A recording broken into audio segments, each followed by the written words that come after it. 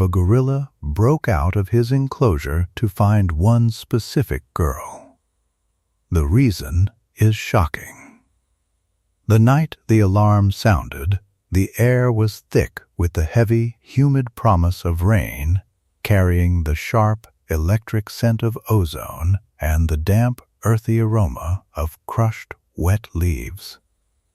Through the nocturnal symphony of the sanctuary, a sound completely alien to the serene environment echoed in the darkness, the agonizing screech of yielding metal, followed by the heavy, deliberate snapping of a reinforced steel bolt. Kivu, a majestic 400-pound silverback gorilla with breathtaking, sunset-colored fur, stepped out of his enclosure and into the wild uncertainty of the open grounds. The sanctuary's sirens began to wail, a sharp, piercing cry that cut through the humid air, causing the on-duty keepers to freeze as the acidic scent of fear instantly clung to their sweat. A silverback was loose. Natural instinct and decades of behavioral science dictated that an escaped ape should either run, vanishing into the dense, sprawling foliage of the reserve, or aggressively assert dominance over his newly expanded territory. But Kivu defied every law of the wild. He did not roar, nor did he frantically flee toward the open gates that led to the forested hills. Instead, he moved with a quiet, profound grace, his massive knuckles pressing rhythmically into the damp, loamy earth. He was driven by an invisible, inexplicable tether, marching with shocking purpose toward one very specific, entirely unlikely destination. Before we delve into the heart of this astonishing mystery and reveal the breathtaking truth of where Kivu was going, I want to warmly invite you into our community of storytellers and animal lovers. As we unravel this unprecedented event together, please take a moment to like this video and subscribe to the channel, and I would absolutely love to know where in the world you are experiencing this story from. Leave a comment below with your city, your country, and the exact time it is there right now, so we can connect across time zones through the universal language of empathy. To truly comprehend the sheer impossibility of Kivu's midnight journey, we must first rewind the clock and step into the sun-drenched mornings of his past, a time when his world was defined by the golden, honeyed light that filtered through the lush, verdant canopy of his expansive habitat. In those days, the air was always rich and comforting, saturated with the sweet, fibrous scent of snapped bamboo and the sharp, minty aroma of crushed eucalyptus leaves.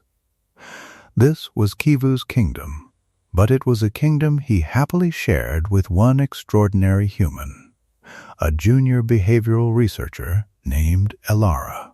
Their connection was not born of rigorous training, conditioning, or dominance, but of a quiet, unspoken resonance that can only be described as the true language of the heart. Elara did not merely observe Kivu with the detached clinical eye of a scientist. She felt him. She would sit for hours by the reinforced viewing glass, the cool, smooth texture of the pane pressing against her palm, watching the way the midday sunlight caught the radiant, sunset-colored fur along his broad, muscular back. Kivu, a creature of earth-shattering power, who could snap a tree branch with a flick of his wrist, would approach her with a gentleness that routinely brought tears to the eyes of veteran keepers. He would mirror her movements with startling precision, his massive, leathery fingers carefully tracing the outline of her small hand on the opposite side of the barrier. The atmosphere between them always felt highly charged, yet profoundly peaceful, humming with a frequency of absolute, unquestioning trust.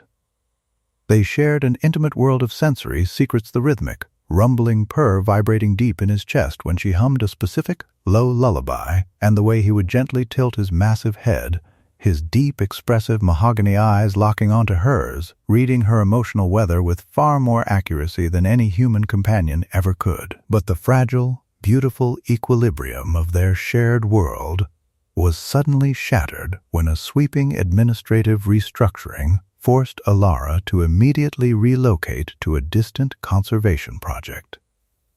She was given no time for a gradual transition, no chance to say a proper goodbye, and no way to explain her abrupt departure to the gentle giant who had so deeply anchored her soul. Her sudden absence fell upon Kivu's enclosure like a suffocating, unnatural frost.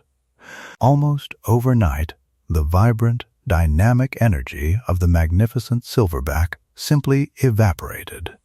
The air in his sanctuary grew heavy, stagnant, and imbued with the acidic scent of profound, agonizing confusion. The remaining keepers and frantic animal psychologists watched in mounting desperation as Kivu began to rapidly fade before their eyes. This was not a physical ailment or an infectious disease. It was a crippling starvation of the spirit. He wholly refused his favorite meals. The once beloved sweet potatoes and ripe, fragrant papayas were left untouched, rotting in the humid air, turning brown and emitting a sickeningly sweet, sour odor under the midday sun. Kivu retreated to the darkest, most secluded corner of his habitat, pressing his face against the cold, rough stone wall, entirely unresponsive to the world around him.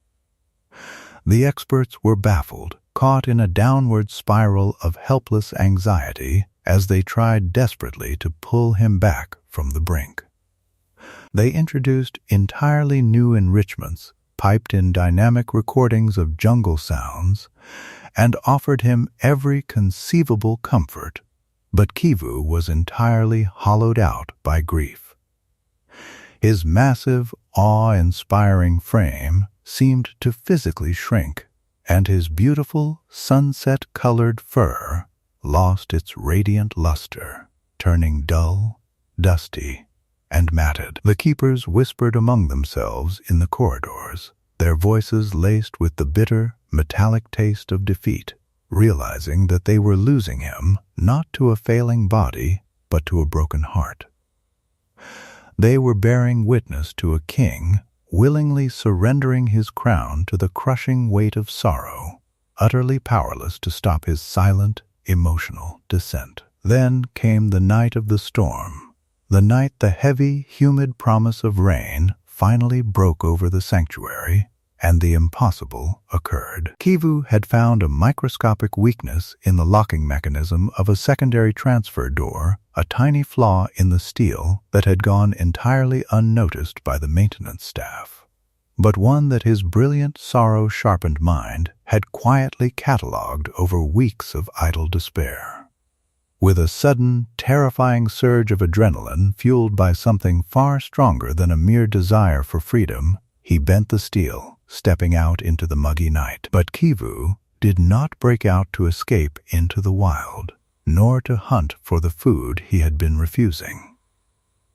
As he navigated the winding, wet asphalt paths of the zoo, completely ignoring the open perimeter gates and the sprawling forest just beyond, he was following an invisible beacon. The shocking truth of his destination was revealed when the frantic night watchman, tracking his terrifying silhouette via infrared security cameras, saw him approach a small, isolated administrative cabin on the very edge of the property.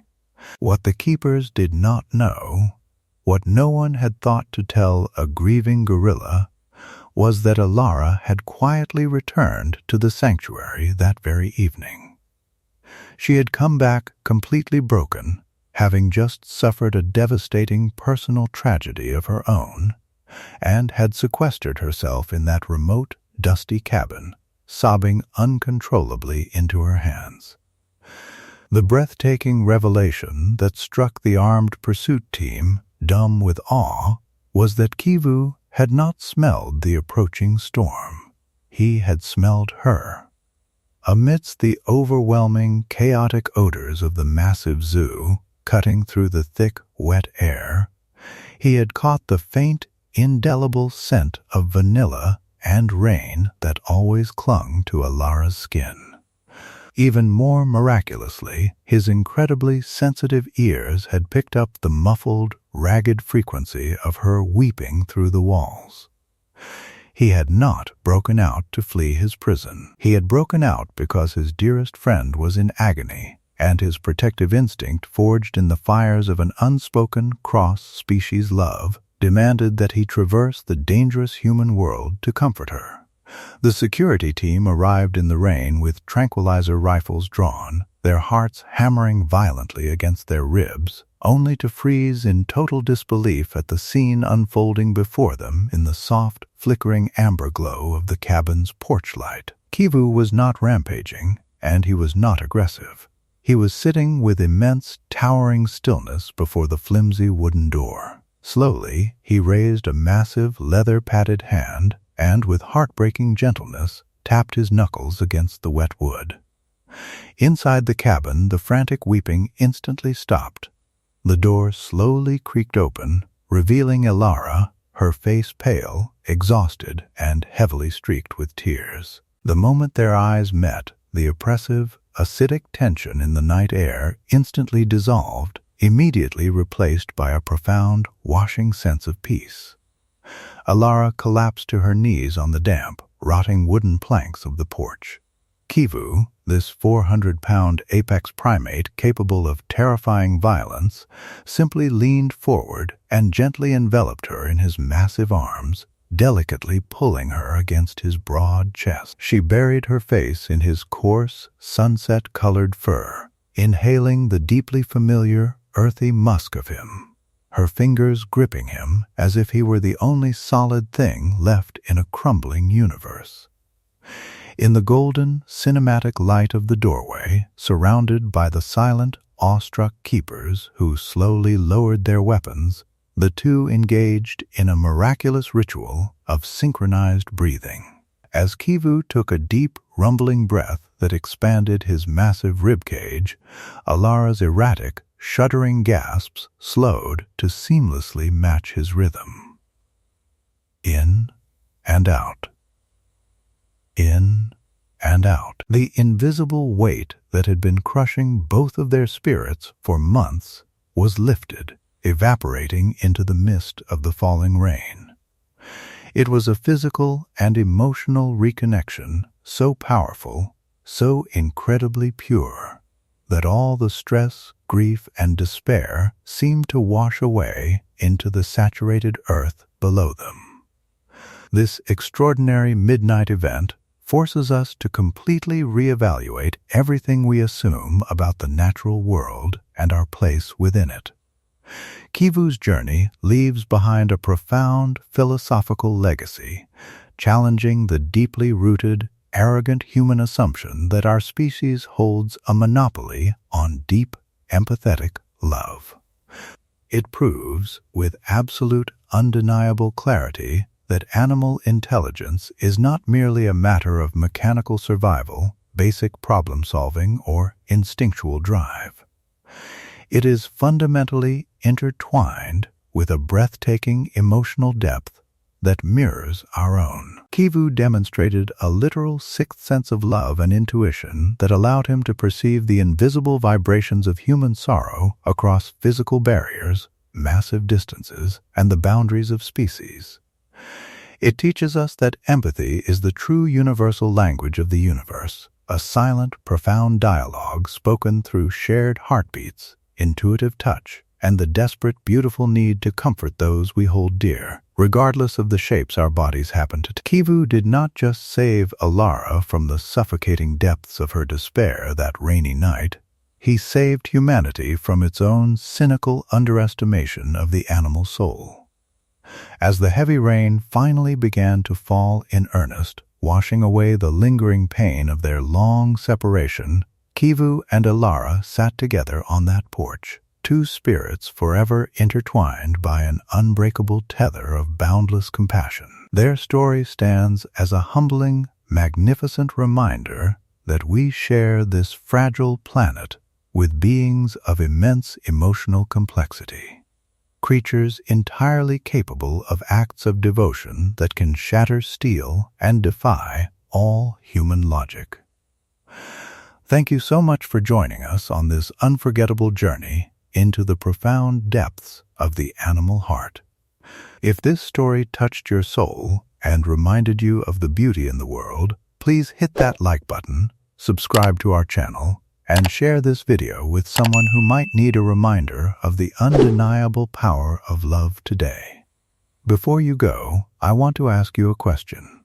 Have you ever experienced a moment where an animal seemed to possess a sixth sense about your own emotional pain, stepping in to comfort you when you needed it most? Share your beautiful stories in the comments below, and until next time, always keep listening to the language of the heart.